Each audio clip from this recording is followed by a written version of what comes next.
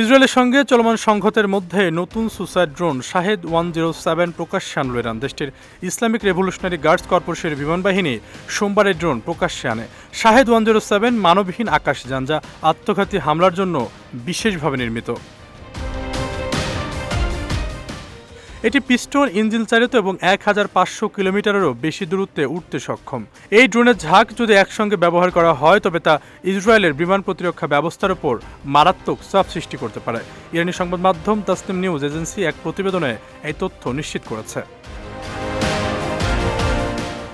প্রতিবেদনে আরও বলা হয়েছে, ইরান ও ইসরায়েলের মধ্যে চলমান উত্তেজনার প্রেক্ষাপটে শাহেদ 107 এর উন্মোচন আঞ্চলিক নিরাপত্তা পরিস্থিতিকে আরও জটিল করে তুলতে পারে। তবে ইরানের পক্ষ থেকে বলা হয়েছে, এই ড্রোন তাদের প্রতিরক্ষা কৌশলের অংশ হিসাবে ব্যবহার করা হবে।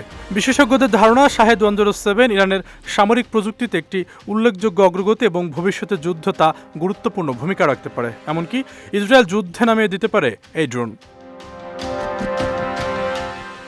চলমান ইরান ও ইসরায়েল সামরিক উত্তেজনার মধ্যে মধ্যপ্রাচ্যে রওনা করেছে মার্কিন যুক্তরাষ্ট্রের রণতরী। বার্তা সংস্থা রয়টার্স জানিয়েছে, দক্ষিণ চীন সাগর থেকে মধ্যপ্রাচ্যের দিকে সোমবার সকালে রণতরীটি রওনা হয়েছে। একই সময়ে মার্কিন বিমান বাহিনী 30টির বেশি এয়ার রিফুয়েলিং বিমান আটলান্টিক পেরিয়ে পূর্ব দিকে যাত্রা করেছে।